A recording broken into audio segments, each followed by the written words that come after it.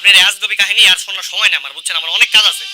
হ্যাঁ, আমি তো বাজার করতে বেরিয়েছিলাম। আমি বাজার বাজার না করলে বাড়িতে রান্না হইব না, বুঝতেছি। তুমি এসব কি বলছো? আমাদের এত সুন্দর কাটানোর মুহূর্ত তোমার কাছে আজগবি হয়ে গেল? আমারও না ইদানিং ওকে সন্দেহ হচ্ছে। বলেন তো মনির কাকা, ওর আসল কাহিনীটা কি? আমিও জানতে চাই।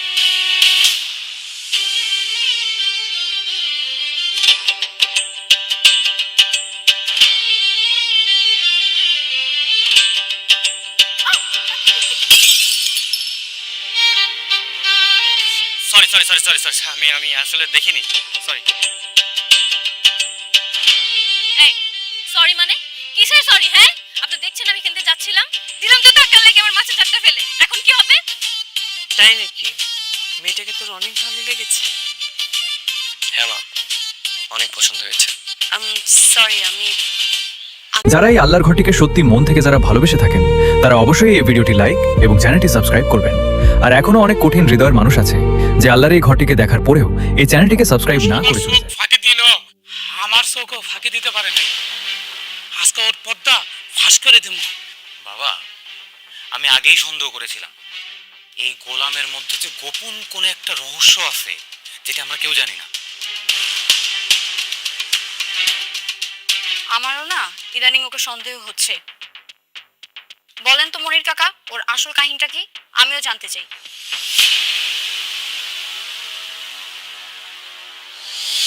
কিরে গোলাম, তুই কবি না আমি কমু? না মানে আমি তো কিছু করি নাই, আমি তো জানি না আমি কি করছি, কি বল। এই তুই বল কি জেনেছিস? আপনারা তো গোলামের রান্না খায়া আঙ্গুল চাটেন আর রান্নার প্রশংসা করেন, আবার মাঝে মাঝে বলেন যে আমার থেকে ও ভালো রান্না করে। ও কেমনে ভালো রান্না করে এই আসল কাহিনীটা কিন্তু আমি জানা গেছি। কার কাছে রান্না শিখছে জানেন? কুদ্দুসের কাছ থেকে রান্না শিখছে। এই জায়গায় আসার আগে ও কুদ্দুসের হোটেলে বাবুর্চির কাম করতো, সেখান থেকে রান্না শিখা আইসা ও এখানে এসে ভাত ধরে। এই বেয়াদব, এক চড়ে তো সব কটা দাঁত ফেলে দেবো। এই কথা বলার জন্য তুমি ডেকে নিয়ে আসে গোলামের আসল সত্য জানে গেছো? যা।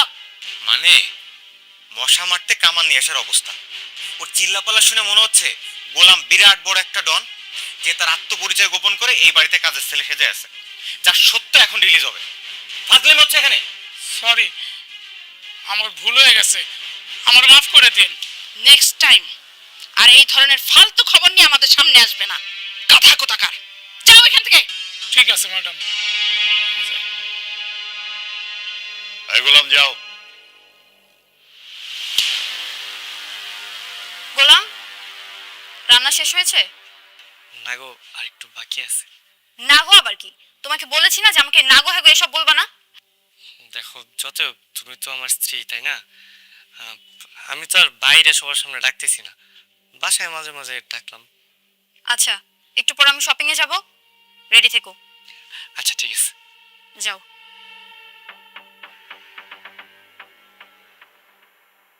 ম্যাডাম, আপনি এই শাড়িটা দেখতে পারেন, আপনার পছন্দ হবে। এটা দুবাই সিল্কের শাড়ি, গতকালকে আমরা দুবাই থেকে ইম্পোর্ট করে নিয়ে আসছি। খুবই সুন্দর। এই শাড়িটা যদি আপনি পরেন, মাশাআল্লাহ আপনাকে অনেক সুন্দর লাগবে।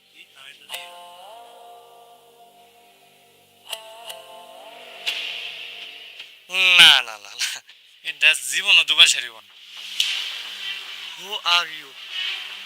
ম্যাডাম, এই লোকটাকে? আমি আমি ওনার বাসার কাজের লোক। কি কাজের লোক? তুই একটা কাজের লোক হয়ে এত দামি শাড়ি হাত দিছস? তুই জানোস এই শাড়ির দাম কত? হ্যাঁ, জীবনে গেছস দুবাই? দুবাই শাড়ি চিনস? আমার মনে হইলো, আমার মন করতেছে এটা জীবনও দুবার সারিব না। এটা বড় জোর গুলিস্তানের শাড়ি হইতে পারে। কাপড়টা দিয়ে তো হয়েছে কেমন কেরমেরা মনে হতেছে কাপড়। তোর তো সাহস কম না? ম্যাডাম, এসব ফকিন্নির বাচ্চাদেরকে কেন আপনার সাথে করে নিয়ে আসেন? হ্যাঁ, ওর জন্য তো আমার সবার মান সম্মান সব চলে যাচ্ছে। ও আমার দুবাই সিল্কের শাড়িরে বলতেছে ক্যারমেরা গুলিস্তানের শাড়ি। ম্যাডাম, এই লোক মিথ্যা কথা কইতেছে, এটা দুবার শাড়ি না, বুঝছেন? আর ডব মারতেছে, চলেন আমরা অন্য অন্য দোকান যাই। কিসে? আমি ডব মারতেছি মানে? আমি ডব মারতেছি? ম্যাডাম, আপনি এখানে আরাম করে বসেন, আপনার জন্য জুসের ব্যবস্থা করতেছি, আর এই কাজের লোকের ব্যবস্থা করতেছি। এই চল ভাইয়া, ভাইয়া, ভাইয়া, শোরুম থেকে আমার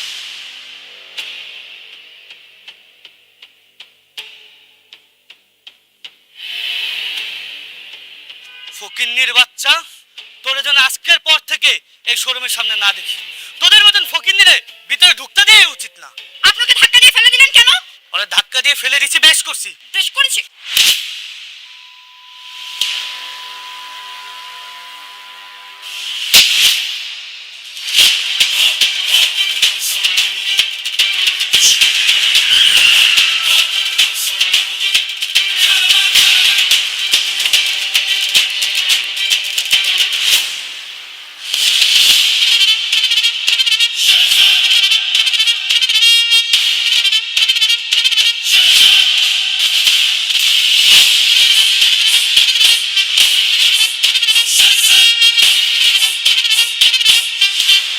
ও আমার স্ত্রী, ওর গায়ে কেউ হাত তুললে একদম জানে মেরে দিব।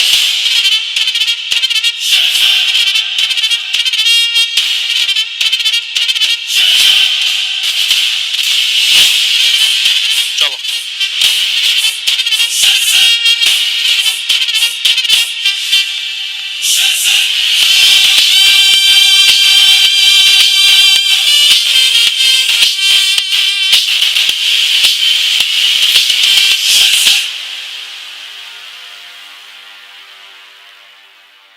হ্যালো, হ্যালো, আসসালামু আলাইকুম খালাম্মা। ওয়ালাইকুম আসসালাম। আপনারা কি শেজাদ স্যারের কোনো খোঁজ পেয়েছেন? হ্যাঁ, খোঁজ পেয়েছি। কোথায় থাকে ঠিকানা জানেন? না, ঠিকানা জানি না। ঠিক আছে, আমি খালাম্মা আপনাকে ঠিকানাটা পাঠাচ্ছি। আমরা অনেক কিছু মেলাতে পারছি না। আচ্ছা, প্লিজ প্লিজ। ঠিক আছে।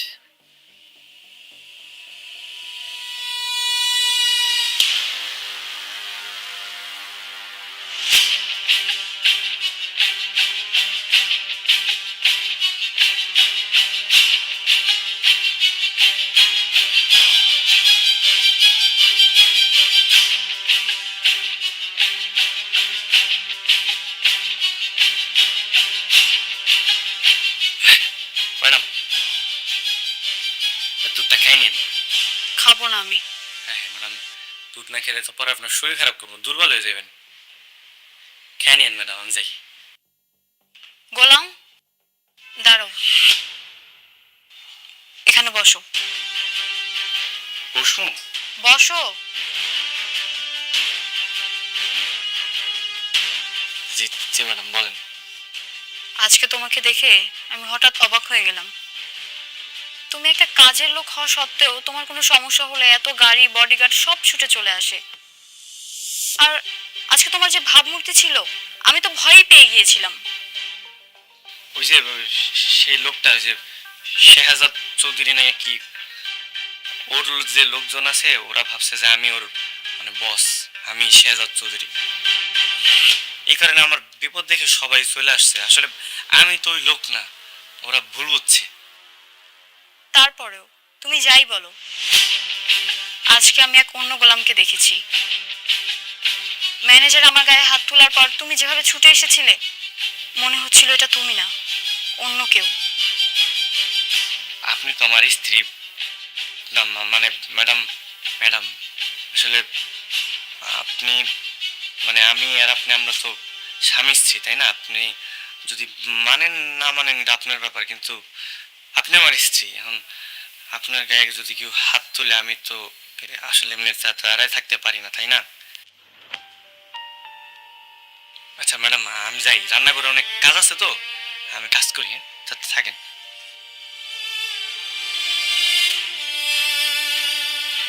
আপনি আমার স্ত্রী, এখন আপনার গায়ে যদি কেউ হাত তুলে আমি তো আসলে এমনি দাঁড়ায় থাকতে পারি না, তাই না?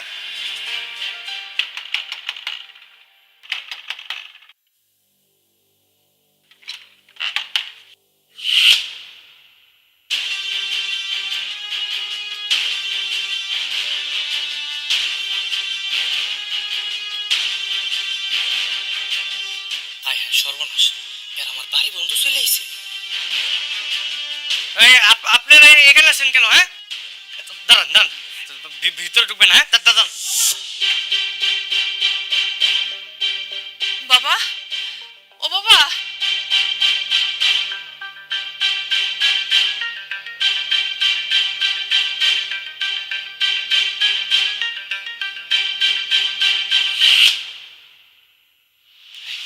আপনাদের কি মাথায় সমস্যা আছে? হ্যাঁ, আমারে খুঁজতে খুঁজতে আমার বাসা অব্দি চলে আসছেন, কি কি সমস্যা? শেহজাদ, তুমি আমাদের সাথে এমন করছো কেন? বাবা, তুই কবে থেকে এ বাড়িতে আছিস? মানে এখানে কি করছিস বাবা? কি আমি এই বাড়িতে কি করতেছি মানে? আমি তো এই বাড়িতেই থাকি, এই বাড়িতে রান্না বান্না করি, তারপরে ঘর মুছি, সব কাজ আমি করি।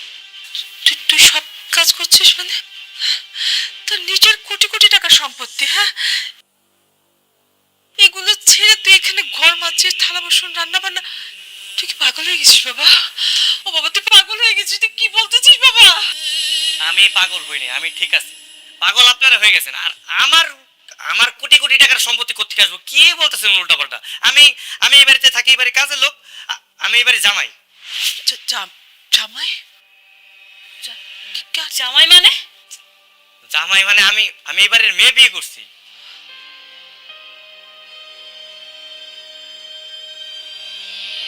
আমি আমি এটা বিশ্বাস করি না। বিশ্বাস কর। আচ্ছা, দাঁড়ান দাঁড়ান। এই যে আমি আর আমার বউ।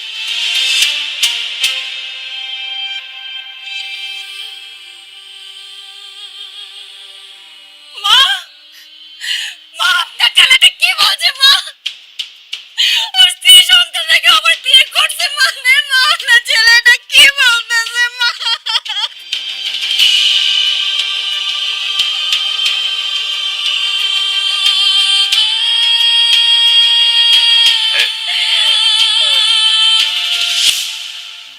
ভাইজান, আসলে হয়েছে কি, আমি চিনি না এনাদের কোথেকে যেন আসছে, কি উল্টা পাল্টা বলতেছে, আবল তাবল বলছেন। বলে ইনি নাকি আমার মা, ইনি নাকি আমার স্ত্রী, আর ওটা নাকি আমার সন্তান।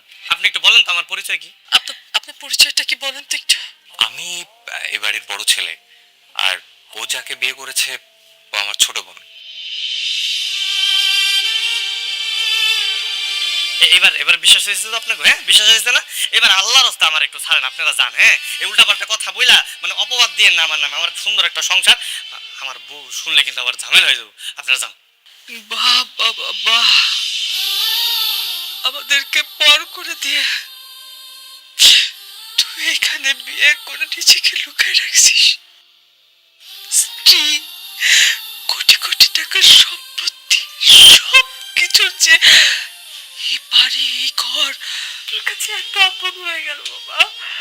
আমার তো ভালো লাগতেছে। এই আপনারা একটা কাজ করেন, যান, ওই কাগজ কলম নিয়ে আসেন। আমি সব কোটি কোটির যত সম্পত্তি আছে আমার সব আপনাকে আমি লিখে দিতেছি। আমার এগুলো কিচ্ছু চাই না। কিন্তু তারপর এরকম উল্টা পাল্টা কথা বললেন আপনার আপনার আপনার প্লিজ দয়া করে যান, যান, আমার সংসারটা ভাঙেন না, যান। বোমা, চলো, আমাদের শেহজাদ আর আমাদের নাই। দিনের পর দিন বাবা তোর জন্য অপেক্ষা করেছি। আজকে তুই চিনতে পারছিস না আমাদেরকে? কত কষ্ট করে এই ঠিকানাটা খুঁজে বের করেছিস তোকে বাবা বলে। আজকে তুই চিনতে পারছিস না আমাদেরকে? বোমা, কেউ যদি ঘুমায় থাকে তাকে জাগানো যায়, কিন্তু কেউ যদি জেগে থাকে তাকে জাগানো যায় না।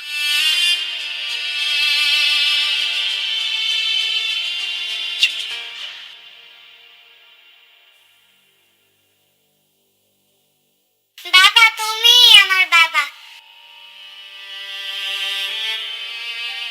বাবা, আমি তোমাকে ছাড়া যাব না, তুমিও আমার সাথে আসো। এই সরো, আমি আমি তোমার বাবা না, সরো। তোমার বাবা অন্য কেউ, তুমি আমার বাবা ডাকতেছো কেন? হ্যাঁ, আপনারা জানতো, জান, ডিস্টার্ব করেন না।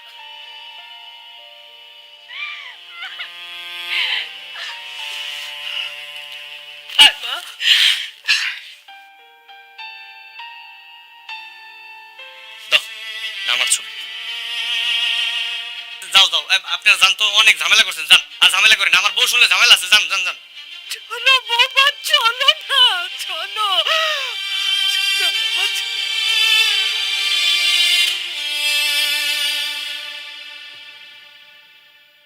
ঠিক আছে আসে বুঝি না ভাই, আমি কিন্তু এগুলো চিনি না। ঠিক আছে, যা তোর কাজ কর।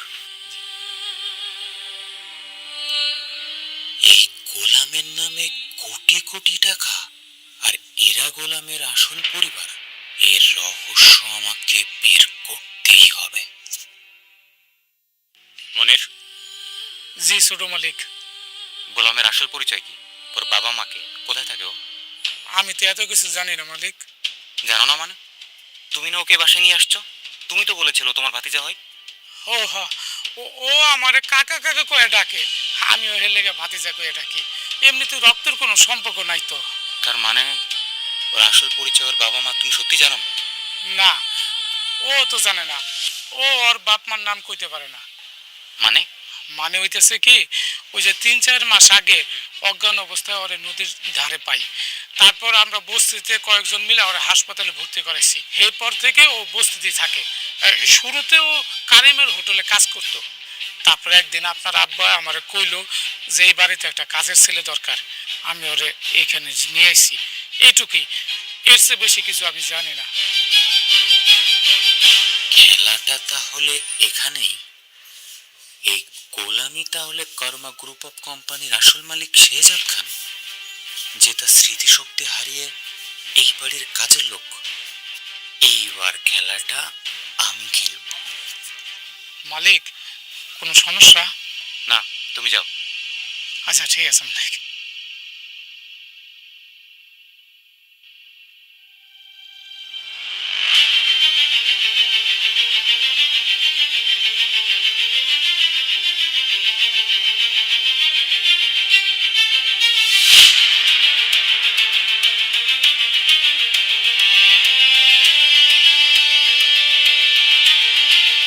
আম্মু, এই দেখো তোমার আঙ্কেল তোমার জন্য কত কিছু নিয়ে আসছে। দেখো, এই যে তোমার ফেভারিট ডল, এই দেখো তোমার ফেভারিট চকলেট। পছন্দ হয়েছে? তুমি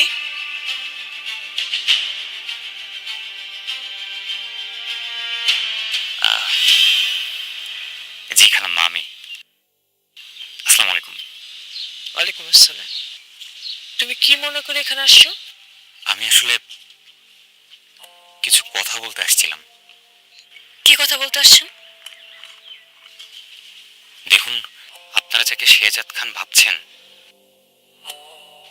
ওই আসল শেহজাদ খান। ওই আপনার সন্তান। তাহলে সবকিছু জানার পর পরিচয়টা কেন গোপন করছে বুঝতে পারছি না। ভালোবাসা, শুধুমাত্র ভালোবাসার জন্য। ও আসলে আমার বোনকে পাগলের মতো ভালোবাসে।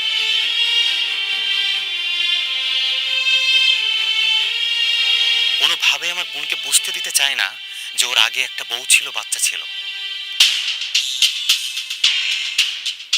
আর এই কারণে ও আগে সব স্মৃতি, সব পরিচয় অস্বীকার করছে। আর আমরা বোকার মতো ওকে আমার বোনের সাথে বিয়ে দিয়ে ওকে ঘর জামাই করে ঘরে রেখে দিয়েছি।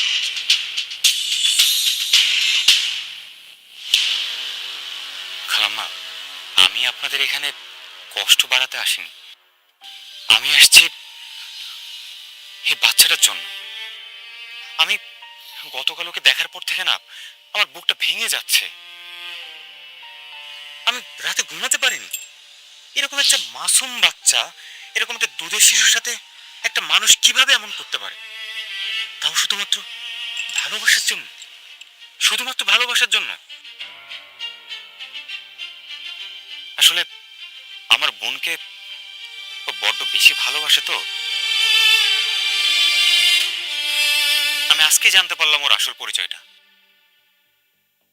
এরপর আমি কি করব, কাকে বলবো, আমার কি করা উচিত, আমি কিচ্ছু বুঝতে পারছি না।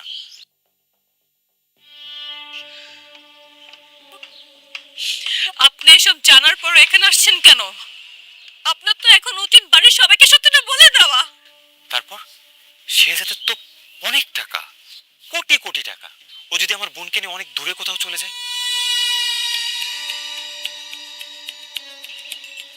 তুমি আসলে কি বলতে আসছো এখানে? প্লিজ একটু পরিষ্কার করে বলো আমাদেরকে। হ্যাঁ, আমরা বুঝতে পারছি না, প্লিজ। ও গতকাল আপনাদের নিজের মুখে বলেছে ওর নামে যা আছে সবকিছু আপনাদের নামে লিখে দিবে, বিনিময়ে শুধু তার পিছু আপনাদের ছেড়ে দিতে হবে। আমি বলতে চাচ্ছি আপনারা এটা করে ফেলেন, আপনারা আপনাদের নামে এটা লিখে নেন। আমাদের কিছু দরকার নেই, আমাদের কিচ্ছু লাগবে না। অবশ্যই দরকার আছে। না মানে আপনার বাবুর ভবিষ্যতের কথা চিন্তা করেন, ওর তো একটা ভবিষ্যৎ আছে। সে যারা আপনাদের সাথে যে ধোঁকা দিছে, আপনারা কি ওকে ওকে কিছু বলবেন না? মানে ওর সাথে কি এমনটা হওয়া উচিত না?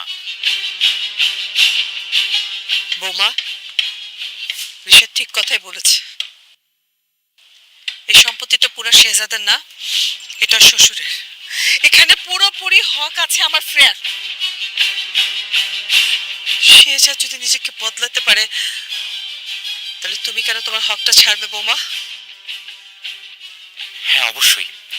এক কাজ করুন, আপনারা কালকে লয়ারের কাছে চলে আসুন, আমি কালকে শেহজাদকে বুঝিয়ে ওকে ওখানে নিয়ে আসছি, কোনো সমস্যা নেই। আসলে ও আমার বোনের জন্য সবকিছু করতে পারে, সবকিছু ছেড়ে দিতে পারে। কিন্তু আপনি কেন আমাদের হেল্প করতে চাচ্ছেন? আসলে সবকিছুর উপরে তো ন্যায় বিচার। আমার বোনের জামাই হলে কি হবে, আমি তো আসলে ন্যায় বিচার থেকে সরে আসতে পারি না। আর সবচেয়ে বড় বিষয় এই বাবুটা, এই বাবু এখানে থাকার কথা না, এই এই বস্তিতে না, ওর থাকার কথা তো রাজপ্রাসাদে। ও কেন এখানে থাকবে? দেখুন, আমি মন থেকে করতে চাচ্ছি আপনাদের জন্য, আমার নিজের সন্তুষ্টির জন্য। আমাকে প্লিজ না করবেন না, প্লিজ, আই ইনসিস্ট। ঠিক আছে, তোমার যেটা ভালো মনে হয় তুমি সেটাই করো, আমার কিছু বলো না।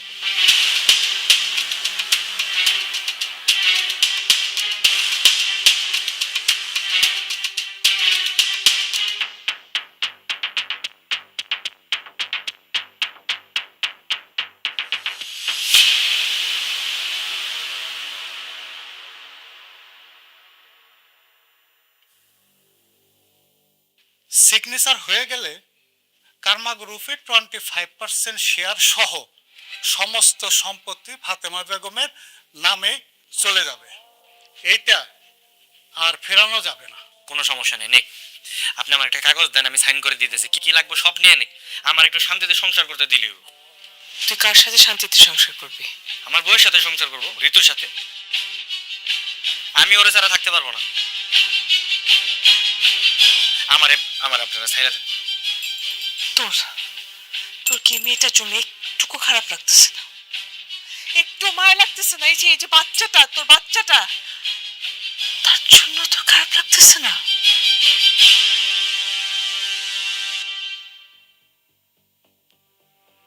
বাবা তুমি আমাদের চিনো না?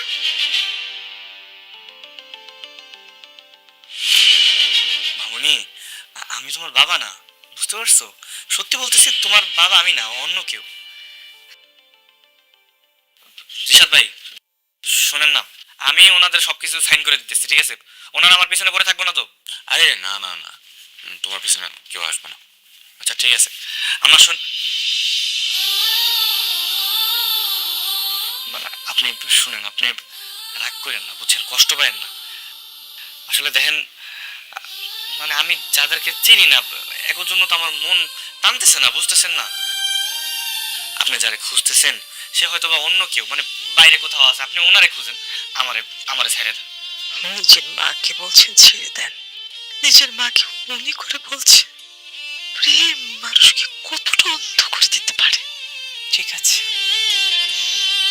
ছেড়ে দিলাম, যা। আজকে থেকে তোর জন্য এক ফোঁটা চোখের পানি আমি ফেলবো না। সই কর। কিছু আছে নিয়ে যা। সই কর। সই কর। হ্যাঁ, সই করো। আজকের পর থেকে আমরা তোমার বাধা হয়ে দাঁড়াবো না।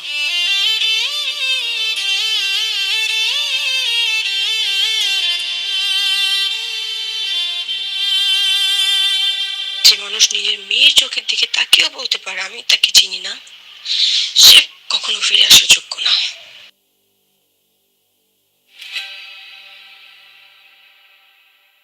বাবা লেখো না, মা কান্না করবে।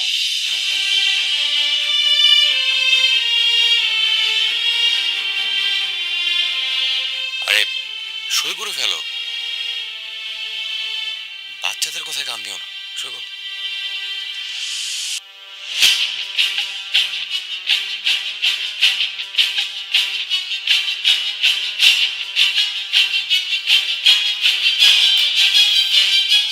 ওকে, থ্যাংক ইউ।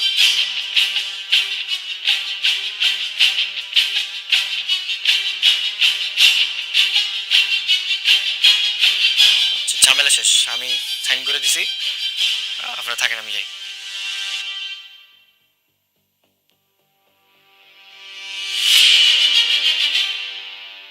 খালাম্মা, আসলে এই মুহূর্তে এই কথাটা বলা ঠিক হবে কিনা আমি জানি না, তারপর আমি একটু বলতে চাচ্ছি। দেখুন, গোলাম তো আসলে ওর পিছনে সব স্মৃতি মুছে ফেলে দিয়ে মুভ অন করছে। আপনার কি মনে হয় না যে ফাতেমার লাইফে আসলে মুভ অন করা উচিত? আফটার অল তার একটা বাচ্চা আছে, বাচ্চার তো একটা ভবিষ্যৎ আছে।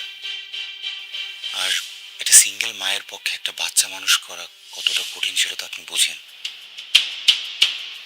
আমার আসলে খুব কষ্টের জায়গা থেকেই একটা ভাবনা, সেটা আপনাকে শেয়ার করতে যাচ্ছি। আপনার যদি সম্মতি থাকে, আমি ফাতেমাকে বিয়ে করতে চাই।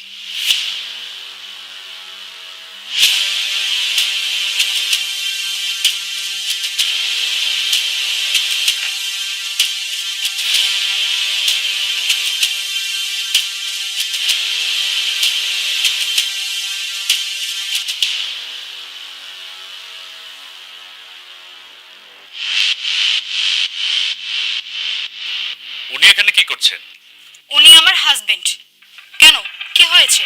আমরা অথেন্টিক সোর্স থেকে জেনেছি যে ওনার ব্যাংক অ্যাকাউন্টে 2000 কোটি টাকার অবৈধ লেনদেন হয়েছে।